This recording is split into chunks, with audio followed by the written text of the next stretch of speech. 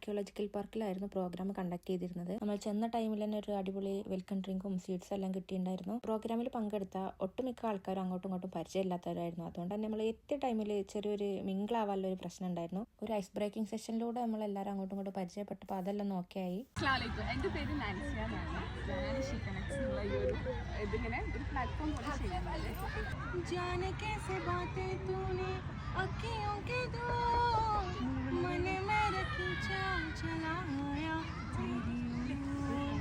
बातों में तेरी मैं रातें बिताऊं होठों पे लम्हा लम्हा. നമ്മളെ കൂട്ടത്തിൽ പാട്ട് പാടാൻ അറിയുന്ന 1-2 ആൾക്കാരുണ്ടായിരുന്നു. അപ്പോൾ പാട്ടെല്ലാം പാടിയിട്ടുണ്ടായിനി. പിന്നെ ഒരു എന്റർടൈൻമെന്റിന് വേണ്ടിയിട്ട് ഗെയിംസ് ഒക്കെ ഉണ്ടായിരുന്നു.